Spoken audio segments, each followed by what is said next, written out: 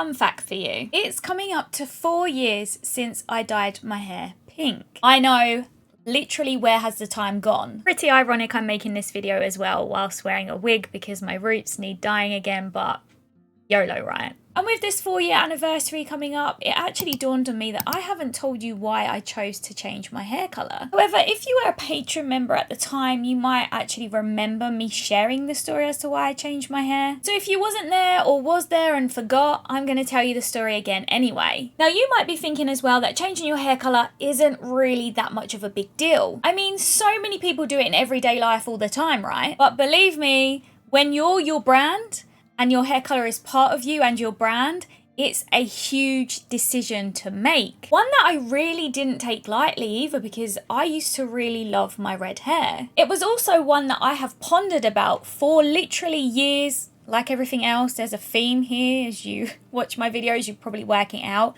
I'm a huge procrastinator. And on Patreon over the years, I'd even mentioned about dyeing my hair like raspberry pink for the longest time and just never did it. Until one day I finally said YOLO. Now there's actually a specific reason as to why I ended up picking pink over all the other colours of the rainbow, and it was due to my Nurse Joy cosplay. Now when cosplaying as Joy, I actually realised I loved pink hair on me. I thought the baby pink of her wig really suited my skin tone and my facial features and everything else in between. And actually seeing myself with this hair tone, I liked way more than I did the red at the time. When I sent the images I had been working on for this Nurse Joy shoot to a couple of my friends, they even said the same. One of them even said that I needed to change my hair colour ASAP, like right this minute, because it was the colour for me. And then we laughed about it, and of course, I didn't change it then and there. Now, just because I didn't change my hair colour then and there doesn't mean I didn't think about this comment that was made about this pink hair suiting me more than the red. It was actually something that took up space in my brain way more than it probably should have at the time. But as I was attending events more and more frequently, I noticed that a lot of people had bright red hair, which is absolutely fine, by the way. You're never gonna have like a unique hair colour. However, I noticed that very little people were attending with pink hair. And to be perfectly honest, I saw this as an opportunity to differentiate myself from everyone else again. So then we had the comment from my friend saying that I looked better with pink hair, and then me noticing that a lot of people in everyday life as well as conventions just had bright red hair and it wasn't really that unique anymore. And even after all of this thought process and the pros and cons, I still was on the fence about doing it. And this was because everything I owned at the time was red, because my hair was red, so I matched it to my branding to have everything red. And when I say everything around me was red, I really wasn't kidding. My gaming chair used to be red, my PC and its setup used to be red, my stream stuff used to be red, I used to have red tissue paper to wrap up my merch orders.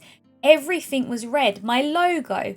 All of it revolved around the fact that my hair colour was red, and then I tied it in with everything else that I had around me. So because of this reason, it really felt like I was letting such a huge chunk of me go if I was to get rid of the red hair. It meant a total rebrand across the board. One, of course, that wasn't going to be cheap either. As you can see, I've ended up with a pink chair. So I really did have to be in the right frame of mind to say, I'm going to do it. I'm going to sell everything that was red and start again and buy things that are pink to match. Now again, I'm mulling over this idea because I know how much work it's going to be to sell my gaming chair and get a new one and all of this.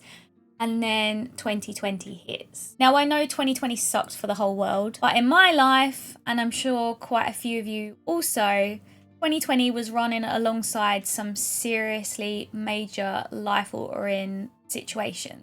Things that I'm not willing to get into here, but in my private life, some serious things happened that changed my outlook on life completely. Something so big that I decided that life's too short to not do what I want to do. So with that YOLO mode, I decided that this was the perfect time to change my hair colour. No one could go outside, so I didn't need to go outside, so no one needed to see me in these weird stages of stripping the red out to change into pink. And trust me, I had some really weird stages of getting from red to pink, but I saw that there was no time like the present if I was really going to commit to doing this, and I could gradually do it without bleaching or stripping my hair heavily and keep my hair as healthy as it could possibly be during this transformation. So that's exactly what I did for myself with the help of my good friend Ruby, who told me how to get my hair colour all the way from red to pink during lockdown with no help, just over WhatsApp and FaceTime. And thanks to her, I managed to achieve it and also keep my hair healthy, like I said. Not only did I change my hair colour, it also felt like I shedded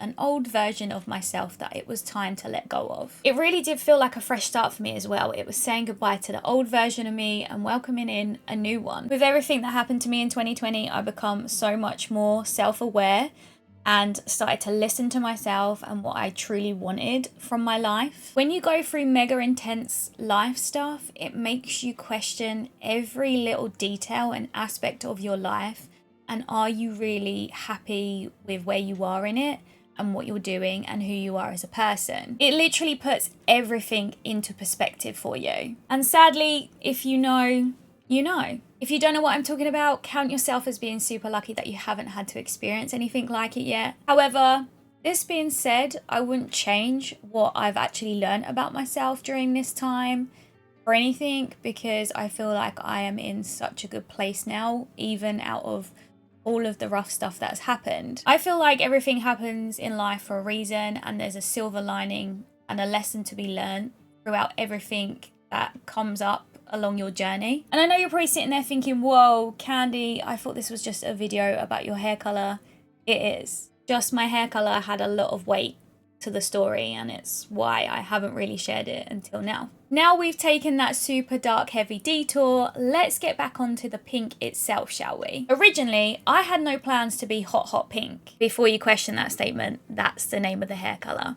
Just saying. I originally set out to be bubblegum pink, just like the Nurse Joy wig I first wore that made me decide I wanted pink hair. However, Ruby, yes, Ruby again, said to me she didn't think it was powerful enough for my personality, and it also didn't cover the orangey red I'd been left with after stripping out red. It kind of was going to be a case of if I wanted the bubblegum pink, I would have to bleach my hair, and obviously I'd got it to a point where I hadn't really needed to do that at all. So taking into consideration what Ruby had actually said about it not being strong enough for my personality, and it also not covering the orangey blonde, I decided to YOLO the hot pink. I actually had both at home, the hot pink and the bubblegum pink, in case you was wondering how I decided to just YOLO the other colour.